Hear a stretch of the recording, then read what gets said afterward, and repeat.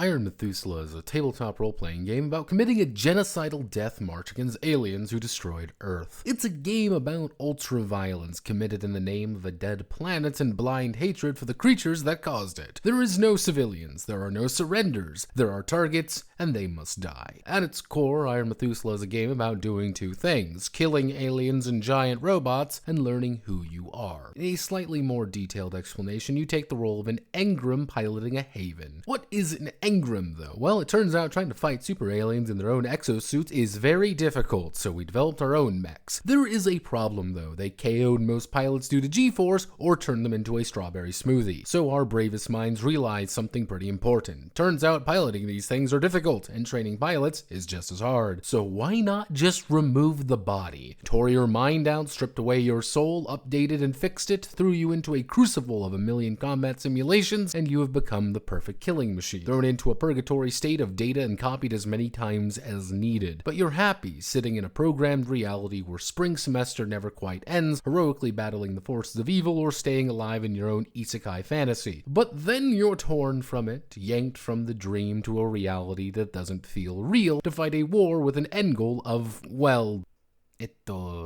they want to stress you out though, so while in the purgatory state, you'll be comparing your base attribute to a set difficulty value. If it's higher, great, you win. If it's not, you lose. But you can pick up stress die, taking a die, adding it to their result, and increasing the strain on their mind and body, both in the dream of the purgatory and the reality of combat. From there, you are tasked with managing your tenets, ego, and bonds, and anything else that vaguely reminds you that you were human at one point. Unless you fail too much, then they'll kinda sandpaper all that away, and you'll be better in the field for it. But none of that matters really. You're a program, a copy, a fake, a figment of a dream of data. Until you go through uptime, of course, loaded into a hybrid assault vehicle and exoskeleton or Haven as a digital pilot. A glorified dummy plug to keep the machine going and tear anybody unfortunate enough to get in your way in half. Combat uses the beat system, a constant set of escalating dice that encourages different actions and reactions to force the Engram to mix up every combat encounter, which stress directly impacts your starting beat die so you go faster and be better. Dealing how this is my full metal rhapsody, it's also time for you to customize most every part of your mech, from the amount of armor each limb has to all available weaponry. What's the reward though? You're going to score, obviously, your sequential combat operation readiness experience that builds faster as you complete missions and kill more people and damage everything. So do it, build your score up, keep increasing it, get a high score for that dopamine rush before winding back down onto a purgatory when you quickly realize, oh, I'm not real. But I've been kind of lying to you this entire time. This isn't a video about Iron Methuselah, because I didn't write this game for a good reason. It's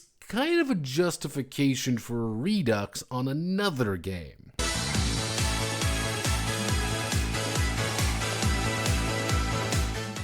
Bellm was a 2019 magical girl mecha battle royale show that was trying to be Maguka, and it was decidedly mid. I enjoyed it when it wasn't being bad, but in a complete fugue state at 3 AM sometime in 2020, I woke up and wrote what would become Bellm Dancing in the Midnight Realm in a text file. Non-combat parts of the game are D20 plus modifiers system, often forcing the magical girl to confront problems and issues that are haunting her and really trying to hit those natty 20s or natty 1s. Getting magic powers is cool and all, but they usually distort reality around her and may or may not be due to their connection to the current BR match going on that will probably kill her and erase her from reality. However, when the full moon dawns, she's drawn into the illusion, a counter world where she is compelled to draw upon her Gundam SD Arminox to fight other girls in ultra anime death battle. I won't elaborate too much on the game, to be honest, as a lot of it was already explained or been disseminated